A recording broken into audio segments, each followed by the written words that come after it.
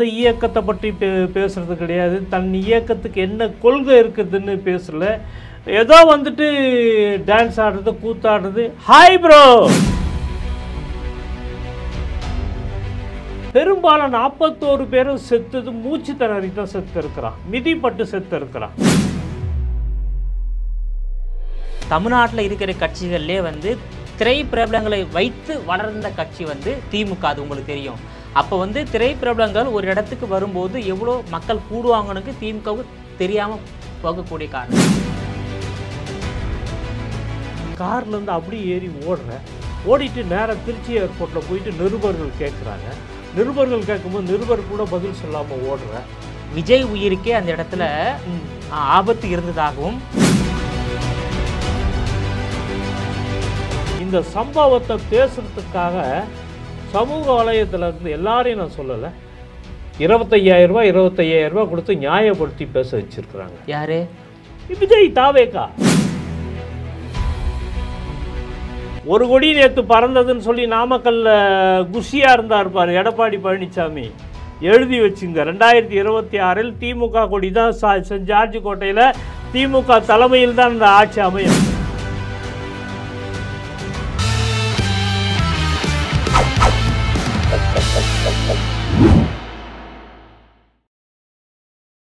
GeM TV நேயர்கள் அனைவருக்கும் வணக்கம். திமுகவின் தலைமை கழக பேச்சாளர் ஆலந்தூர் ஒப்பிலாமணி அவர்கள் நம்மோடு இணைந்துள்ளார். அவரிடம் பல்வேறு கேள்விகளை கேட்கலாம். சார் வணக்கம். சார் வணக்கம். எப்படி இருக்கீங்க சார்? நல்லா இருக்கிறோம். நல்லா இருக்கீங்க. அருமையாக இருக்கிற திராவிட முன்னேற்ற கழக ஆட்சியில் மக்கள் சுவீட்சமாக இருக்கிறாங்க. ஸோ அண்ணா அறிவாளித்து உள்ளவங்க மக்கள் சந்தோஷமாக இருப்பாங்க. ஆனால் தமிழ்நாட்டு மக்கள் பல்வேறு இன்னல்களை சந்திக்கிறாங்க. இப்போ கரூர் துயர சம்பவத்துக்கு பிறகு தமிழ்நாட்டில் கூட்டணி மாற்றம் ஏற்பட போகிறது, அதனால் ஆட்சி மாற்றம் ஏற்பட போகிறது என்ற ஒரு கருத்து நிலவி வருகிறது. இதனை ஆளுங்கட்சியான திமுக எப்படி பார்க்கிறது? அதாவது திராவிட முன்னேற்ற கழகம் பொறுத்தவரை தேர்தலை நம்பியே இயங்குகிற இயக்கம் திமுக அல்ல. திமுக கூட தேர்தலை சந்திக்கிற நேரத்தில் கூட பார்த்திங்கன்னா ஒரு மாநாடு கூட்டி அந்த மாநாட்டில் தேர்தலில் நம்ம பங்களிப்பு வேண்டுமா வேண்டாமான்னு வாக்கெடுப்பு நடத்தி தான், அங்கே கூட தேர்தல் தான் 1956 திருச்சியில் நம்ம தேர்தல் நடத்தும் போது அங்கே இது பண்ணி தான் நடந்துனாங்க. ஆக மக்கள்கிட்ட வந்து இந்த இயக்கம் இன்னைக்கில் 75 ஆண்டு காலம் திமுக மக்களோடு இணைந்த இயக்கம். ஒரு இயக்கத்தை நடத்தலைன்னா இப்படி தான் நடத்தணுன்ற அந்த கட்டுப்பாடு எல்லாமே இந்த இயக்கத்தில் இருக்குது. ஒரு தலைவர் மேடையிலேருந்து சொன்னால் அதை கேட்கக்கூடிய பக்குவம் திமுக தொண்டனுக்கு உண்டு. அதுவும் மாநாடு நடக்கிற நேரத்தில் கூட நீங்கள் பார்த்தீங்கன்னா திமுகவில் பேசும்போது 2 நாள் 3 நாள் மாநாடெல்லாம் நடந்தது. இசைமுரசு நாகூரணிபா பாடுவாங்க, விஜயா தாயன்பன் பாடுவாங்க. இது மாதிரி பாடல் இயக்க கொள்கை பாடல்கள் அங்கே இருக்கும். கலைவாணர் பாடியிருக்கிறாரு.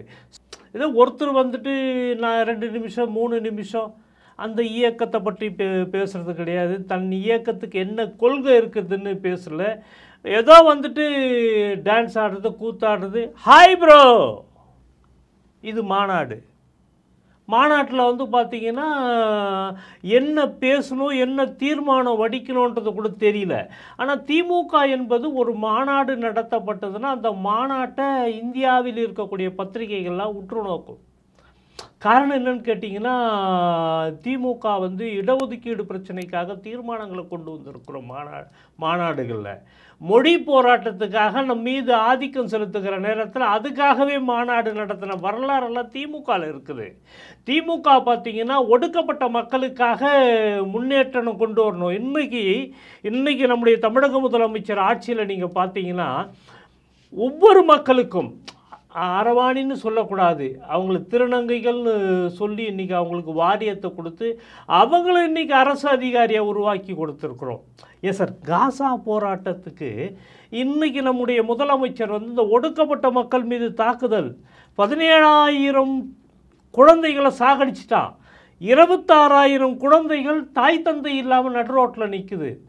இதை இந்தியாவில் இருக்கக்கூடிய தமிழ்நாட்டினுடைய முதலமைச்சர் அவங்களுக்காக குரல் கொடுக்குறார். அதாக இந்த இயக்கம் என்பது எப்படி ஒரு கட்டமைப்போடு இருக்கிறது என்பதை நீங்கள் உணர்வு. சார் உங்கள் இயக்கம் உங்கள் கட்சி எல்லாமே கட்டுக்கோப்பாக இருக்கின்றது, கூட்டணியும் கட்டுக்கோப்பாக இருக்கின்றது சார். ஆனால் தமிழ்நாட்டு மக்கள் வந்து கட்டுக்கோப்பாக இருக்கிறாங்களா, டெய்லியும் வந்து குற்றம் நடக்காமல் இருக்கின்றதா, உயிர் பலி நடக்காமல் இருக்கின்றது என்பது ஒரு கேள்வி. இப்போ கரூரில் வந்து 41 பேர் உயிர் பலி என்பது ஏற்றுக்கொள்ள முடியாது, எல்லாருக்கும் வேதனை அளிக்கக்கூடிய ஒரு சம்பவம். ஸோ இதுக்கு வந்து போதிய பாதுகாப்பு திமுக அரசு வழங்கவில்லை என்பதுதான் எதிர்கட்சிகள் வைக்கக்கூடிய குற்றச்சாட்டு. இதுக்கு என்ன உங்கள் பதில்? நீங்கள் ஒரு அதுதான் நான் என்ன சொல்கிறேன்னு கேட்டிங்கன்னா, ஒரு அனுபவம் இல்லாதவங்க அங்கே இருக்கக்கூடிய பொதுச் செயலாளர் புஷி ஆனந்துக்கோ ஒரு கூட்டம் நடத்தினா அந்த கூட்டத்தில் எத்தனை பேர் பங்கு இருப்பாங்க, அவங்களுக்கு என்னெல்லாம் நம்ம ஏற்பாடுகள் பண்ணணும் அப்படின்றத அந்த மாநாடு அந்த கூட்டம் நடத்துகிறவங்க தான் அது ஏற்பாடுகள் பண்ணணும். காவல்துறை பொறுத்த வரைக்கும் இவங்க 10,000 பேர் வருவாங்க அப்படின்னு சொல்லி எழுதி கொடுக்குறாங்க. 10,000 பேர் எழுதி கொடுக்கும்போது 500 போலீஸ் அதுக்கு ப்ரொடெக்ஷன் அவ்வளோதான். 10,000 பேருக்கு 500 போலீஸ். ஆமாம், இது அதுதான் உங்களுக்கு அது சொல்கிறதே அதுதான் அந்த சட்டத்தில் அவ்வளோதான் இருக்குது.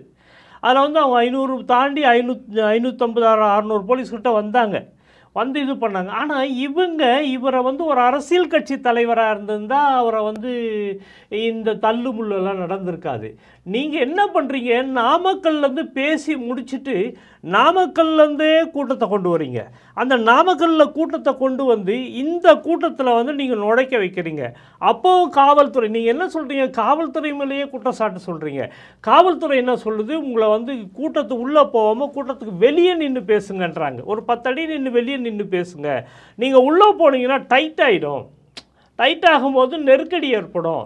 நெருக்கடி ஏற்படுற நேரத்தில் நீங்களே பண்ண தப்பு என்னன்னு கேட்டிங்கன்னா, 3 மணிக்கு வரன்னு கூடிய 7 மணிக்கு வந்திருக்கிறீங்க. ஆனால் போஸ்டரில் நீங்கள் வரவேற்பில் என்ன போடுறீங்க, 11 மணிக்கு பேசுவார் நீங்கள் போடுறீங்க. இதே நாமக்கல்ல 8:30 மணிக்கு பேசுவார்னு சொல்லிட்டு 8:30 மணிக்கு தான் சென்னையிலேருந்து கிளம்புறீங்க. இந்த குளறுபடி எல்லாம் எதுக்கு காரணம்னு கேட்டிங்கன்னா, இந்த 41 உயிர்கள் போனதுக்கு காரணமே அதுதான். இவங்க வந்து அந்த ஒரு அமைப்பு ரீதியாக அவங்களுக்கு நடத்த தெரியல.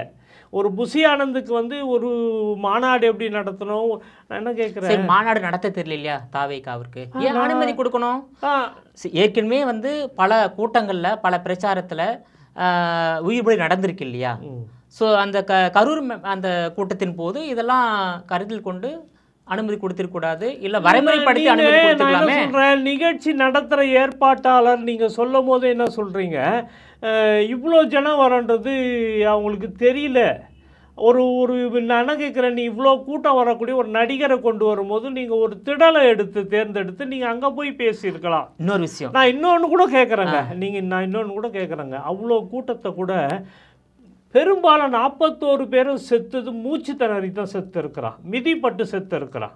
ஆமா சார், மூச்சு திணறி மிதிப்பட்டு நெரிசல செத்துருக்காங்க. இன்னொரு விஷயம் சொல்றேன், தமிழ்நாட்டில் இருக்கிற கட்சிகள்லேயே வந்து திரைப்பிரபலங்களை வைத்து வளர்ந்த கட்சி வந்து திமுக, அது உங்களுக்கு தெரியும்.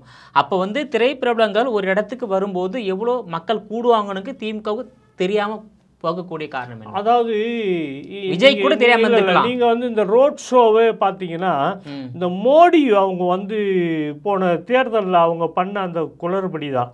அந்த ரோட் ஷோ கூட நீங்கள் பண்ணும் போது கூட அது கூட வந்து ஒரு முறைப்படுத்தி பண்ணாங்க. நீ வந்து அந்த வாகனம் இருக்கு இல்லையா, நீ பிரச்சார வாகனம், அந்த லாங் சேஸ், அது பெரிய பஸ்ஸு, அந்த பெரிய பஸ்ஸில் அந்த நெருக்கடியான இடத்துல நீங்கள் அதை உள்ளே அனுப்புகிறீங்க. அந்த ரூட்டில் வந்து அது தாளுமான்றது நீங்கள் நல்லா பார்த்தீங்கன்னா, ஜெயலலிதாவுக்கு செங்கோட்டையன் தான் பார்த்தீங்கன்னா அந்த ரூட்டெல்லாம் கரெக்டாக போட்டு தருவார். அந்த பிரச்சார பயணங்கள் வகுக்கிறதுக்கு யூகம் வகுத்து கொடுக்குறது செங்கோட்டையனுக்கு ஒரு அனுபவம் இருக்குது. அதே மாதிரி திமுகலையும் இன்றைக்கி அன்பகம் கலை இருக்கிறாரு, தளபதி போகிறாருன்னா அதுக்கு முன்னாடியே அமைப்பு செயலாளர் அன்பகம் கலை அந்த ஏரியாவுக்கு போயிட்டு தலைவர் வராரு, எப்படி பண்ணணுன்றது முன்கூட்டி எல்லாம் பண்ணுவாங்க. இதெல்லாம் கரெக்டு சார். ஆனால் தமிழ்நாட்டு மக்களை வழி நடத்தக்கூடிய பொறுப்பு ஆளுகின்ற அரசாங்கத்துக்கு உள்ள. நான் என்ன கேட்குறேன், தமிழ்நாடு அரசாங்கம் மக்களை வழி நடத்துவது என்பது எந்த ரூபத்தில்? அனைத்து இடத்திலும் கட்டுப்படுத்தக்கூடிய வழி நடத்தக்கூடிய பொறுப்பு நீங்கள் வந்து தமிழக அரசுக்கே உள்ளது, முதலமைச்சருக்கே உள்ளது சார். நான் என்ன சொல்கிறேன், அது வந்து பாதுகாக்க வேண்டியது எல்லாமே எங்கள் திமுக அரசாங்கத்துக்கு உண்டு, இல்லைன்னு சொல்லலை. ஆனால் எல்லை மீறி போறீங்களே, உங்களுக்கு காவல்துறை இருங்க, காவல்துறை என்ன சொல்லுது, கூட்டத்துக்குள்ளே வர வேண்டாம், 10 அடி நின்று பேசுங்கன்னு. இன்னொன்று என்ன பண்ணுறீங்க, 2 பக்கம் பேனர் வைக்கக்கூடாதுன்றீங்க. 2 பக்கமும் பேனர் அரசாங்கம் சொல்லுது, பேனர் கோர்ட்டு சொல்லுது. அரசாங்கம் என்பதை காட்டிலும் நீதிமன்றம் சொல்லுது. 2 பக்கமும் பேனரை வச்சு மக்களை ஓடுற விட்ருக்கு நீ அப்படி அழுத்தும் போது என்ன ஆகுதுன்னா, ஜனங்க வெளியே போக முடியல. வெளியே போகாததுக்கு காரணம் என்னன்னு கேட்டிங்கன்னா, இந்த பேனர் என்ன பண்ணிட்டானுங்க, தர வரைக்கும் கொண்டு வந்துட்டானுங்க. நீங்கள் அந்த மக்கள் இப்படியும் போக முடியல, அப்படியும் போக முடியல. ஆனால் உங்களுக்கு ஞாபகம் இருக்காதுன்னு நினைக்கிறேன், ஒரு முறை பாண்டி பஜாரில் டி ராஜேந்தர் தலைமையில் கலைஞரை கைது பண்ணிட்டாங்க. அதை கண்டித்து ஒரு ஊர்வலம். அப்போ வால்டர் தேவாரம் என்ன பண்ணுறாருன்னு கேட்டிங்கன்னா, குதிரையில் வரார். குதிரையில் வந்துட்டு என்ன பண்ணுறாரு, கரெக்டாக அந்த பாண்டி பஜார் உள்ள வந்தது அப்படி இப்படி ஓட முடியாது. அந்த இடத்துல என்ன பண்ணுறாரு, வால்டர் தேவாரம் ஷூட் பண்ணுறாரு. ஷூட் பண்ணும்போது ஜனங்க வந்து திணறி போய் அடிபடுறாங்க, கடைகள் உள்ளலாம் போடுறாங்க. இதைத்தான் நாங்கள் என்னன்னு சொல்கிறோன்னு கேட்டிங்கன்னா, இந்த நெருக்கடிகள் என்பது தவிர்க்கப்பட வேண்டும். அதுக்கு தான் நான் சொல்கிறாங்க, நீ பேனரை வைக்கும் போது இந்த மக்கள் வந்து எப்படி நீ அழுத்தும் போது நீ வண்டியெல்லாம் கொண்டு வந்து அழுத்துற, நாமக்கல்லேருந்து கூட்டத்தை கொண்டு வந்து ஏற்கனவே இங்கே இருக்குது. நீ என்ன சொன்ன, நாமக்கல் இங்கே கரூரில் இருக்கக்கூடிய மக்கள் வந்து கலந்துக்குவாங்க, கொள்ளுவாங்க, ஒரு 10,000 பேர் வருவாங்கன்னு சொல்கிறீங்க. நீ 10,000 வருவீங்கன்னா அரசாங்கம் அதுக்கேற்ற மாதிரி தான் பண்ணுவாங்க. திடீர்னு நீ நாமக்கல்லில் இருக்கிற கூட்டத்தை கொண்டு வந்து இதில் நுழைக்கும் போது அரசு என்ன பண்ண முடியும்? நீயே என்ன பண்ணுற, ஒரு இதில் லெட்டர் பேடில் அந்த மாவட்ட செயலாளர் எழுதுகிறான், மின்சாரத்தை துண்டிக்கவும் எழுதுகிறான், மின்சாரத்தை துண்டிக்கவும் எழுதுகிறான். நான் அவனுடைய சேஃப்டிக்காக கூட நான் அதை எடுத்துக்கிறேன். ஏன்னு கேட்டிங்கன்னா, அந்த இயக்கத்தில் இருக்கக்கூடிய தொண்டர்கள் பார்த்திங்கன்னா டிரான்ஸ்ஃபார்த்து மேலே ஏறுறான், மரத்து மேலே கிளைகள், இது இந்த கரூரில் கூட கிளைகள் ஒடிஞ்சு கீழே விழுந்துருக்குறாங்க. ஜெனரேட்டர் ரூமில் விழுந்து ஜெனரேட்டர் ரூமில் வந்து ஜெனரேட்டரே அவனே ஆஃப் பண்ணுறான். அதெல்லாம் நீங்கள் காணொலியில் பார்த்துருப்பீங்க. அதாவது ஒரு ஒரு ஒரு முறைப்படுத்தக்கூடிய அந்த தன்மை அவங்க கிட்ட இல்ல. திமுக தரப்புல உங்க கருத்து ஒரு பத்திரிகையாளரை என்ன அசிங்கப்படுத்தினானுங்க. அவர் வந்து லைவ் எடுத்துனே இருக்கிறாரு. அந்த லைவ் எடுக்கும்போது ஒருத்தன் ஓடி வந்து அவரை வந்து கூத்தாடிக்கின்னு கேலி பண்ணி கிண்டல் பண்ணி ஒரு பத்திரிகையாளர் அசிங்கப்படுத்தினான். அது எல்லா இடத்துலையும் எந்த கட்சியில இது மாதிரி பண்ண மாட்டாங்க. அதிமுக கூட அப்படி பண்ண மாட்டாங்க. ஆனா இவனுங்க பண்ண நிறைய இடம்லாம் சொல்லாதீங்க சார். இந்த தாவேகா வந்ததுக்கு பின்னாடி தான் பார்த்தீங்கன்னா இந்த மோசமான பல சம்பவங்கள்லாம் நடக்குது. இது மாதிரி சேரை உடைக்கிறது, நிறைய அரசியல்வாதிகள் பத்திரிகையாளர் மீது தாக்குவது, அழகான வார்த்தை பேசுவதெல்லாம் அடிக்கடி நடக்குது தான். அடிக்கடி நடக்குது. இல்லை இந்த தாவேகா உள்ளே வந்ததுக்கு அப்புறம் தான் ஒரு பண்பாடு இல்லாமல் பேசுறது, ஒரு நாகரிகம் இல்லாமல் சேரை உடைக்கிறது, அந்த இதுவை உடைக்கிறது, அந்த ஸ்லைடை உடைக்கிறது. இவங்க அதுக்கு மேலே கிரீஸை தடவுறானுங்க சார். அந்த இவர் பிளாட்ஃபார்ம் இது வந்தார். உங்கள் தரப்பு கருத்து இப்படி இருக்கின்றது. ஆனால் தாவேகா தலைவர் நடிகர் விஜய் உடைய பதிவை நீங்கள் பார்த்தீங்களா? என்ன பதிவு, என்ன போட்டிருந்தாரு சொல்லுங்க. அந்த கூட்ட நெரிசல் உயிர் பலி காரணம் வந்து நீங்கள் தான் அப்படின்னு சொல்லியிருந்தாரு. அதுதான் சொல்கிறேனே, ஆடத் தெரியாதுன்னு கூட பத்தாதுன்னுவாங்க. அது மாதிரி இவங்க மேலே நான் என்ன கேட்குறேன், கரூரில் 41 பேர் செத்துட்டாங்க. அந்த சம்பவம் நடக்கும் போதே உன்னை பேசிகிட்டு இருக்கும் போதே கீழே வந்து கையை காட்டுறாங்க, இங்கே விழுந்துட்டாங்க. ஒரு பையன் தன்னுடைய குழந்தை இறந்துட்டு அவன் விஜய் காராண்ட எடுத்து போய் என் குழந்தை இறந்துச்சுன்றான் சார். அந்த குழந்தை முகத்தை பார்க்கல, ஒரு அனுதாபம் சொல்லலை, அவனுக்கு ஆறுதல் சொல்லலை. கார்லேருந்து அப்படியே ஏறி ஓடிட்டு நேராக திருச்சி ஏர்போர்ட்டில் போயிட்டு நிருபர்கள் கேட்குறாங்க. நிருபர்கள் கேட்கும்போது நிருபர் கூட பதில் சொல்லாமல் ஓடுறேன். விஜய் உயிருக்கே அந்த இடத்துல ஆபத்து இருந்ததாகவும் ஒரு தகவல் இருக்கின்றது. நயனா நாகேந்திரன் சொல்லியிருக்காரு. அதாவது கூட்டத்தோடு கூட்டமாக விஜய் அவர்களையும் கொலை செய்ய முயற்சி செய்ததாக ஒரு தகவல். இல்ல எல்லாரும் நேத்து நயனா நாகேந்திரன் பேட்டி பார்த்தீங்களா? கேட்குறேன். அந்த சம்பவம் நடந்த கொஞ்ச நேரத்தில் அதிமுகவினுடைய மாவட்ட செயலாளர் உள்ள வந்துட்டார். திமுக மாவட்ட செயலாளர் செந்தில் பாலாஜி வந்துட்டாங்க. நீ வர வேண்டாம் சார், உன் தரப்பில் யாரையாவது அங்கே அனுப்பி வச்சு என்ன நடந்தது, நாங்கள் என்ன செய்யணும், நடந்து போச்சு அப்படின்னு சொல்லி சார். அதிமுக நிறைய ஆளுமை இருக்கிறாங்க சார். ஆனால் தாவேக்கால் ஆளுமை இல்லை. மொத்தம் பார்த்தா 10 பேர் தான் ஆளுமையான. யார் தவறு? அது யார் தவறு? இப்பதான் வளர்ந்து வரக்கூடிய கட்சி சார். அது 2 வருஷம் நீங்க மாநாடு நடத்தி, அதனால நீங்க விக்கிரவாண்டி மாநாடு எப்போ நடத்துனாங்க? அதான் 2 வருஷம் நடத்தினாங்க. 2 வருஷமா இயக்கம் முதல் மாநாடு விக்ரவாண்டி, 2வது மாநாடு மதுரை நடத்துறாங்க. கட்சி உனக்கு 2 வருஷமா நீங்க பாட்டுன்னு படத்தை நடிச்சுன்னு இருப்ப, நீ பாட்டு உங்க தொழிலை அவருடைய பார்த்து இருங்க, வெயிட் பண்ணுங்க, நீ பாட்டு உன் தொழிலை பார்த்துன்னு இருப்ப, உனக்கு வந்து உன்னுடைய இதுக்காக இருப்ப, விமானத்தில் பறக்க தெரியும், கட்சி நடத்துகிற 2 வருஷத்தில் நீ கட்சி ஒரு அமைப்பு உருவாக்க தெரியல. அமைப்பு உருவாக்கும் போதே சொல்கிறானே, நாங்கள் மன்றத்தில் இருந்தோம், எங்களை விட்டுட்டு எவனோ ஒருத்தர் புதுசாக கொண்டு வந்து ஒன்று போட்டிங்க அப்படி. இப்போ தானே அறவே காட்டுத்தனமா இப்போ தானே நடந்தது. என்ன கட்சியை பற்றி என்ன நடத்துனீங்க நீங்கள்? 2 வருஷத்தில் கொண்டு வந்து அமைப்பை நடத்திருக்கலாமே. அது நடத்த தெரியாதனுடைய விளைவு தான் இன்றைக்கி அனுபவிக்கிறீங்க. நீ ஒன்றும் இல்லை, ஒரு இந்த சம்பவம் நடந்த உடனே எல்லாம் அப்ஸ்காண்டட் ஆகிட்டீங்களே. ராஜீவ்காந்தி மரணர் நடந்தது, நடந்த உடனே திமுக மேலே எடப்பாடி பழனிசாமி இவர் வாழப்பாடுறாம மட்டும் எங்கள் மேலே சொன்னார், திமுக தான் கொலை பண்ணிடுச்சுனார், எங்கள் வீடெல்லாம் அடித்தானுங்க, எவ்வளோ கொடுமைப்படுத்தினானுங்க. அதுக்காக கலைஞர் போய் தலைமறைவாயிட்டாரா, தளபதி போய் தலைமறைவாயிட்டாரா, ஆற்காடு வீராசாமி மறைஞ்சிட்டாரா, இல்லை கோசிமணி போய் எங்களை தலைமறைவாயிட்டாங்க, வீரபாண்டி ஆறுமுகம் எங்களை தலைமறைவாயிட்டாரா? இல்லையே, எல்லா தலைவர்களும் இருந்துமே. நீ ஒரு 41 பேர் செத்த நேரத்தில் எல்லாமே ஓடி போட்டீங்க, தலைமுறையாயிட்டீங்க. கோர்ட்டு காரி திப்புனானு சார், மதுரை கோர்ட்டு உங்களை காரி திப்புனானு. இல்லை மதுரை இப்போ நீங்கள் சொல்றீங்க விஜய் வந்து பேசினாருன்னு. இந்த சம்பவத்தை பேசுறதுக்காக சமூக வலையத்தில் இருந்து எல்லாரையும் நான் சொல்லலை, 25,000 ரூபாய் 25,000 ரூபாய் கொடுத்து நியாயப்படுத்தி பேச வச்சிருக்கிறாங்க. யாரு? விஜய் தாவேகா. விஜய் வந்து ஆமா 25,000 ரூபாய் கொடுத்து அவங்களுக்கு ஆதரவா பேச சொல்லி ஊடகத்துக்கு கொடுத்துருக்காங்க. அந்த மாதிரி ஊடகம் இல்லை, இந்த அவன் தனியாக யூடியூப் வச்சுன்னு போடுறாங்கல்ல, அது மாதிரி அவனே வச்சு காசை கொடுத்து இவருக்கு சாதகமாக போட வைக்க. எத்தனை பேர் கொடுத்துருக்காங்க கேட்டேன். அந்த மாதிரி இல்லை, பரவலாக கொடுத்துருக்குறாங்க தகவல். எப்படி சார் ஒரு 41 பேர் பலியாக இருக்காங்க, இதில் வந்து காசை வாங்கின்னு சேர்த்து தப்பா போடக்கூடிய அதாவது வருஷத்துல 2 படம் நடிக்கிறார், 400 கோடி ரூபாய் சார். எவ்வளோ?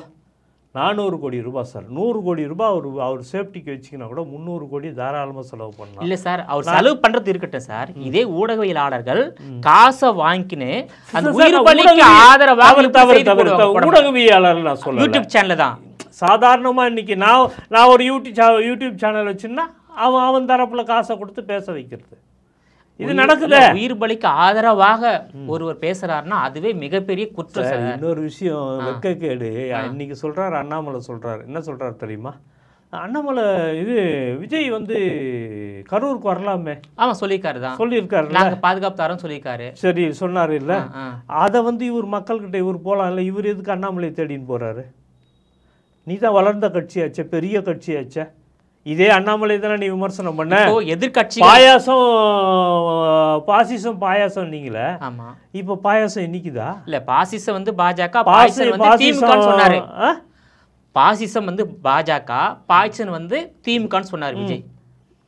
திமுக வந்து பாய்ச்சன் சொல்லிட்டு இருக்காரு. திமுக கிட்ட இப்போ எங்களை காப்பாத்துன்னு சொல்லி ராகுல் காந்தி மூலியமா பேசுறதுக்கு வருது, வர வச்சிங்க.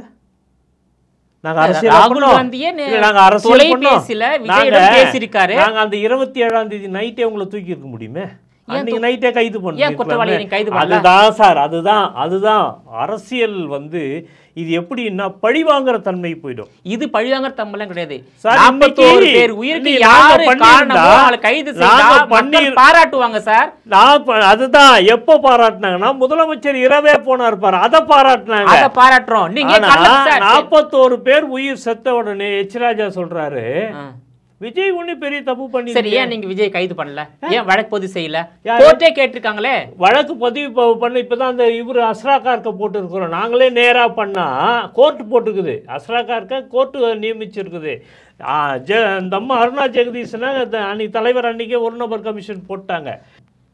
ஏன்னா கண்மூடித்தனமாக ஒருத்தரை கைது பண்ணக்கூடாதுன்றதுக்காக நாங்கள் விட்டு வச்சிருக்கிறோம். இப்போ வந்து இந்த கரூர் துயரத்துக்கு பிறகு திமுக கூட்டணியில் விரிசல் ஏற்படுகிறது, காங்கிரஸ் பாமக கூட்டணி அமைகிறது என்ற கருத்து இருக்கின்றது. எழுதி வச்சுங்க, புதுசாக கட்சிகள் உள்ள வருது. ஓபிஎஸ் வருவதா தகவல், தேமுதிக வருவதா தகவல். ஆனா சில கட்சி வெளியேறுது இல்லையா? அதுவும் தகவல் தானே, அதுவும் தகவல் தானே. இது உறுதியான தகவல் தானே. நீங்க தகவல் சொன்னது அதான் தகவல் தான். இப்ப காங்கிரஸ் வெளியே போனா காங்கிரஸ் வெளியேறினால் திமுகவில் ஜெயிக்கும். 2024 பார்லிமெண்ட் தேர்தலில் சந்திச்ச இந்த கட்சிகள் கூட்டணி திமுக கூட்டணியில் ஒரு கட்சி வெளியே போல சார், நீ கவலைப்பட வேண்டாம். அதுக்காக பெரிய ரூபம் கொடுத்துனுக்க வேண்டாம், பெரிய வடிவம் கொடுக்க வேண்டாம். திமுக வந்து இன்னைக்கு இருக்கக்கூடிய முதலமைச்சரை வந்து எல்லாரும் பாராட்டினுங்கிறான். இவரை மாதிரி ஒரு தலைவர் இவரை விட்டோம்னா அங்கே போய் நமக்கு மரியாதை இருக்காது. போறீங்களா அரசியல் பண்பாடு வந்துச்சு, அரசியல் பண்பாடு இருக்கு சார். கரூர்ல வந்து 41 பேர் பலியான பிறகு முதலமைச்சர் அமைச்சர் எல்லாம் போனாங்க. சரி சார், கள்ளக்குறிச்சி கருணாபுரத்தை 60 பேர் இறந்தாங்கல்ல, ஏன் போல சார்? கள்ளக்குறிச்சி விவகாரம் வேறங்க, அது என்ன வேற? அதுவும் தமிழ்நாட்டு மக்கள் தானே சார், தமிழ்நாட்டு ஏழை எளிய மக்கள் தானே, தமிழ்நாட்டு அது ஒடுக்கப்பட்ட மக்கள் தானே. அந்த காரியத்தை நாம செஞ்சோம்னா அது என்ன சொல்லுவீங்க? கள்ளச்சாராயத்தை ஊக்குவிக்கிறதுக்கு போய் இருக்கிறாரு அப்படின்னு சொல்லுவீங்க, நீங்களே சொல்லுவீங்க. கள்ளச்சாராயத்தில் செத்தவனுக்கு 10 லட்சம் குத்துறதுக்கே நீங்க பேசுனீங்க. 10 லட்சம் வந்து அவனுக்கு செத்தவனுக்கு ஆகணும்னு இல்லை, அவன் குடும்பம் பரிதவிக்க கூடாதுன்றதுக்காக முதலமைச்சர் கொடுத்தாரு. நீங்க அதே விமர்சனம் பண்ணாலும் முதல்ல நிவாரணம் என்பது, அதாவது ஒரு இயற்கை சீற்றத்தால் மக்களுடைய உடைமைகள் இல்ல விபத்தால் சேதமடைந்தால் நிவாரணம் கொடுக்கலாம். அந்த மாதிரி உயிர் சேதத்துக்கு நிவாரணம் கொடுத்தா அது வந்து மேலும் உயிர் பலிக்கு வழிவகுக்கும் என்பதுதான் பலருடைய கருத்தாக இருக்கின்றது. கருத்தாக இருக்கலாம், அரசு வேலை கொடுங்க, உடைமைக்கு போதுமான நிதி கொடுங்க, உயிருக்கு பணத்தை நிர்ணயிக்கக்கூடிய அந்த கலாச்சாரம் இருக்கக்கூடாது சார். இந்தியாலேயே தமிழ்நாட்டில் தான் சாலை விபத்தில் இறந்தவனுக்கு 10,000 ஆரம்பத்தில் கலைஞர் கொடுத்த, அரசு ஊழியர் இருந்தால் கூட 10,000 கொடுத்தார். அதெல்லாம் கொடுக்கலாம் சார், அதெல்லாம் கொடுக்கலாம்னு என்ன சார் இது இழுக்குறீங்க? ஒரு விபத்தும் ஒரு இயற்கை சீற்றத்தால் நீங்க சொன்னீங்க உடைமைகள் வந்து சேதமடையும் போது அரசாங்கம் கொடுக்கலாம், மக்களை பாதுகாக்க வேண்டிய அரசாங்கம் சொன்னீங்க இல்லையா? மக்களையும் பாதுகாக்க வேண்டும், உடைமைகளும் பாதுகாக்க வேண்டும் இல்லையா? நாட்டையும் பாதுகாக்க வேண்டும். அதனாலதான் அன்னைக்கு வந்து கள்ளச்சாராயத்துல குடிச்சு இறந்தவன் குடும்பம் நடுரோட்ல நிக்க கூடாது, அவன் பிள்ளைங்க படிக்கணும், பெண் பிள்ளைகள்லாம் படிக்கணுன்றதுக்காக தான் அதெல்லாம் அந்த குடும்பத்துக்கு நிவாரணம் கொடுத்தது. இன்னைக்கு வந்து நீங்க இது பெருசெடுத்து பேசுறீங்க. ஆனால் ஒரு முதலமைச்சர் என்பது எல்லா மக்களுடைய தன்மைகளையும் புரிந்து கொண்டு ஆட்சி நடத்துவோர் தான் சார். முதலமைச்சர் சொல்றீங்க, இந்த 4.5 வருஷத்துல என்ன சார் திட்டம் கொண்டு வந்தாரு முதலமைச்சர்? ஒரு கல்லூரி மாணவர்களுக்கு மாசம் 1000, மகளிருக்கு உரிமை தொகை, மகளிருக்கு இலவச பேருந்து, பள்ளி மாணவர்களுக்கு காலை உணவு திட்டம், இதோட பெருசா என்ன திட்டம் கொண்டு வந்தாரு? இன்னைக்கு பொருளாதார வளர்ச்சி என்பது 11.19% இன்னைக்கு உயர்ந்திருக்குது. அதிமுக ஆட்சியில் எவ்வளோ இருந்தது சொல்லுங்க. தமிழ்நாட்டு கடன் சுமை எவ்வளவு உயர்ந்திருக்கு? இல்ல நான் கேட்கறது பதில் சொல்லிட்டு அடுத்ததுக்கு போங்க. நீங்க அதுக்கு அங்க போக வேண்டாம். வெறும் 75 ஆண்டுகள்ல தமிழ்நாடு அரசு வாங்கப்பட்ட கடன் 5 லட்சம் கோடி, அந்த 4.5 வருஷத்துல வாங்கப்பட்ட கடன் 4.25 லட்சம் கோடி. இதை எப்படி பாக்குறீங்க? இது நிவர்த்தி பண்ணக்கூடிய திறமை, நிர்வாகம் நம்முடைய முதலமைச்சர் கையில இருக்குது. அதை சரி பண்ணக்கூடிய தன்மை எங்க கிட்ட இருக்குது. அடுத்து 2026ல மீண்டும் திமுக ஆட்சிக்கு வரும் என்ற நம்பிக்கை உங்களுக்கு இருக்கின்றதா? 100% திமுக தான். ஒரு கொடி நேற்று பறந்ததுன்னு சொல்லி நாமக்கல்ல குஷியா இருந்தார் பாரு எடப்பாடி பழனிசாமி, எழுதி வச்சுங்க. 2026 திமுக கொடி தான் ஜார்ஜ் கோட்டையில் திமுக தலைமையில் தான் இந்த ஆட்சி அமையும். சரி சார், அதாவது செங்கல்பட்டு மாவட்டம், விழுப்புரம் மாவட்டம், கள்ளக்குறிச்சி மாவட்டத்தில் கள்ள சாராயத்துக்கு 100 பேர் பலி, உங்களுக்கு தெரியும். அடுத்து சென்னை மெரினா கடற்கரையில் ஏர் ஷோ பார்க்க வந்த மக்களுக்கு தண்ணீர் கொடுக்காம 5 பேர் பலி. இப்போ கரூரில் வந்து போதுமான பாதுகாப்பு கொடுக்காம போனதுனால 41 பேர் பலி. இன்னொரு விஷயம் வந்து காவல் நிலையத்திலும் சிறைசாலைகளிலும் 25 விசாரணை கைதிகள் அடித்து கொல்லப்பட்டனர், துப்பாக்கி நடத்தி கொல்லப்பட்டனர். இன்னொரு விஷயம், கனிம வளை கொள்ளைய எதிர்த்து கேட்ட சமூக ஆர்வலர்கள் 10க்கும் மேற்பட்டோர் வாகனத்தை ஏற்றி கொண்டிருக்காங்க இந்த திமுக ஆட்சியாளர்கள். அது மட்டும் இல்லாம சிவகங்கை குறைந்த விலைக்கு 10,000, 20,000, 30,000, 40,000 கிட்னி திருடப்பட்டு உள்ளது. இது வந்து நியாயமா? அது திருடப்பட்ட அந்த மருத்துவமனையை நீங்க சீல் வச்சுக்கிறாங்க, மூடி இருக்கிறாங்க, நடவடிக்கை எடுத்து இருக்கிறாங்க, எடுக்காத இருக்கிறாங்களா? குஜராத் துறைமுகத்திலேருந்து 2 கோடி ரூபாய்க்கு கஞ்சா பறிமுதல் பண்ணி கொண்டு வந்து வைக்கிறாங்க. சாயந்தரம் அந்த 2 கோடி கஞ்சாவும் காணாத போகுது. எந்த பத்திரிகையாளர் பேசுனீங்க சார்? அது அதெல்லாம் இழுக்கிறீங்க. மணிப்பூரில் நடு ரோட்டில் நிறுத்தி பெண்களை மானபங்கப்படுத்தினா அதை எந்த பத்திரிகையாளர் பேசுகிறீங்க? இங்கே என்ன 40 பேர் செத்துட்டாங்கன்னா அந்த 40 பேருக்கு இந்த அரசாங்கம் பொறுப்பேற்று செயல்பட்டு கொண்டு இருக்கிறது. செயல்படாமல் இருக்கிறோம், இன்றைக்கும் செயல்படுறோம், படிக்க வச்சுருக்கிறோம். இன்றைக்கி 56% படிக்க வச்சுட்டோம். நீ என்ன பண்ணுற? நீ ஆளக்கூடிய மாநிலத்தில் இன்னைக்கு மோடி ஆளக்கூடிய மாநிலத்தில் என்ன நடக்குது? உன்னுடைய பிஜேபி ஆளுகிற மாநிலத்துல சார் மோடி வந்து 3 முறை குஜராத்துடைய முதலமைச்சர். இல்ல 3 முறை மோடி குஜராத்துடைய முதலமைச்சர், 3 முறை இந்தியாவுடைய பிரதமர்.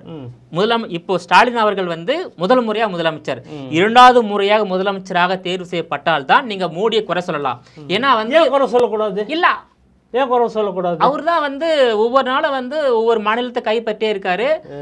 3 முறை இந்தியாவை கைப்பற்றாரு. பீகார்ல பண்ணீங்களே ஒரு சின்ன அறையில 85 ஓட்டு மக்கள் ஓட்டு. ஆமா, பார்லிமெண்ட்ல நீ திருடன்னு சொன்னாங்களே, பேச முடிஞ்சுதா மோடியால? அப்படி நீ ஆட்சிக்கு வந்து அதை ஏத்துக்க முடியுமா? இங்க முடியலையே, இங்க முடியல, தமிழ்நாட்டில் முடியலையே. ஏன்? விஜயபாலன் தெளிவாகிறாரு, ஒப்பிலாமணி தெளிவாக இருக்கிறாரு. படிச்சிருக்கிறோம், படித்தது மட்டும் இல்லை, இப்படி தானே நிர்வாகம் நடத்தணுன்ற முறையை கொடுத்துருக்குறோம். அது எந்த கட்சி ஆனாலும் சரி. தமிழ்நாட்டில் இன்னைக்கு அறிவு வளர்ந்துருக்குல்ல, உனக்கு காரி துப்புறானே, பார்லிமெண்ட்டுக்கே வர மாட்டியே, கேட்ட கேள்விக்கு பதில் சொல்ல மாட்டியே, இன்னைக்கு ஸ்தம்பித்து போயிருக்குது. பாஜக வந்து திமுக தான் குறை சொல்லக்கூடிய, அதாவது முதல் இடத்துல இருக்கின்றது. ஆனால் பாஜக இன்னைக்கு 20 மாநிலங்களில் அதனுடைய ஆட்சி நடைபெற்று வருகிறது. 3 முறை தொடர்ந்து இந்தியாவை ஆளக்கூடிய கட்சியாக பாஜக இருக்கின்றது. இந்தியாவிலேயே வந்து அதிக தொண்டர்களை கொண்ட 14 கோடி தொண்டர்களை கொண்ட முதல் கட்சியாக இருக்கின்றது. இது வந்து நான் பேப்பரில் படித்த செய்தி. ஆனால் இது ஒரு பக்கம் இருந்தாலும் அவங்க மீது வைக்கிற குற்றச்சாட்டுலாம் வந்து தேர்தலில் பிரதிபலிக்கலையே. அதுதான் இவங்களுக்கு வேலையே என்னன்னு கேட்டிங்கன்னா, இப்போ பார்த்தீங்கன்னா அதிமுக செஞ்ச தவறு, எடப்பாடி பழனிசாமி மீது இருக்கிற வழக்கு, அவங்க குடும்பத்து மேலே இருக்கிற வழக்கு, அந்த வழக்கை மையப்படுத்தி இன்றைக்கி அந்த கட்சியை உடைக்கிறதுக்கு ஒரே விஷயம். ஒரு பக்கம் செங்கோட்டையன் எடுத்துன்னு போய் டெல்லிக்கு வான்னு கூப்பிட்டுட்டு டெல்லிக்கு வர வச்சுட்டு அமித்ஷாவை சந்திக்க வைக்கிறேன்னு சொல்லிட்டு அப்புறம் இன்றைக்கி அவரை வந்து உட்கார வச்சுட்டீங்க. ஓ பன்னீர்செல்வத்தை கூப்பிட்டு அதிமுகவில் பிரச்சனையை பண்ணிவிட்டு அவரை இன்றைக்கி ஓரம் கட்டிட்டீங்க. ஒவ்வொரு மாநிலத்துலேயும் நீ போய் பண்ணுற வேலை தானே. மகாராஷ்டிராவில் என்ன பண்ணீங்க சொல்ல முடியுமா? ஒவ்வொரு மாநிலத்தில். பீகாரில் இன்றைக்கி நிதிஷ்குமார் போய் எப்படி பயந்து போய்க்கிறார் உங்கள்கிட்ட. பீகாரில் காங்கிரஸ் கூட்டணி ஜெயிச்சிருமா சார்? நான் எழுதி வச்சுக்கோங்க சார், எதிர்வரும் காலத்தில் இனிமேல் பிஜேபிக்கு பின்னடைவு தான்.